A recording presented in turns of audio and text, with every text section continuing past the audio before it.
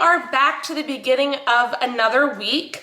I am heading to the office per usual, so I decided to I realized that I've totally failed one of my 2024 goals. And so I decided to work on trying out different ways to style my hair, like I said I would, and also leverage some of the accessories that frankly I spent way too much money on and that I really love, but I never use. So I today am using a ponytail cuff from a brand called Laylette. They are a New York City brand, which is one of my favorite places in the whole world. So that was already a plus, but I just kind of wrapped this around my ponytail. I just thought it was super easy. I did put some gold hoops with this as well because I just wanted to kind of add some other gold accents, and my chain on here is gold as well. So I did add that. And then I think gold pops really well on darker colors. So even though this is lighter, I thought that the black kind of looked nice with some of that as well. So welcome to a new vlog. My name is Caitlin, and let's get this week started.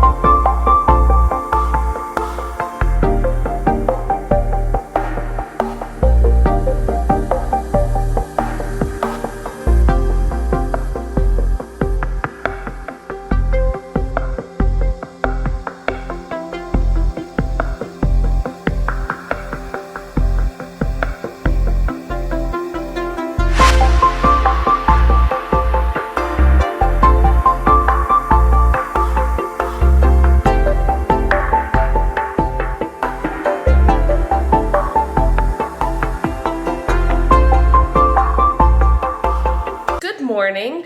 It is Saturday. I've had a cold that has been kicking my butt the last couple of days, so I have not been vlogging, but I have been very busy around the house. So I stress organized, which sometimes I do, and let me show you what I have rearranged. So this is my main living room. You will probably recognize a couple of things. The first is the brand new spring pillows that I got for this season. I don't know why, but I really just didn't love them every time I looked in this room. I don't think they popped enough on the couch, whereas like with the green and the neutral colors around it, I think looks much better. So for the time being, I rearranged everything back to the original green that I bought when I first moved into my house, and frankly, I'm really loving it. The other big thing that you'll probably notice is these two things right here. My downstairs right now is pretty empty.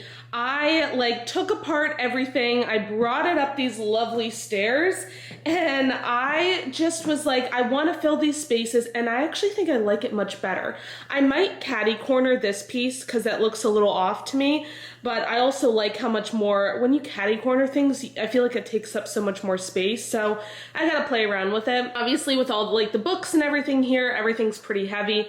I just took my Lady Dior green handbag off of here, so that would normally be sitting here, but again, sorry for the bad lighting, but I've got my purple bags up here, obviously those two bags there, my Chanel's, and then two of my other Louis, and then I love this so much. I spent a couple of years really getting into finding all of these books and buying them. Some of these came from, I spent $200 and $250 or something like that per book.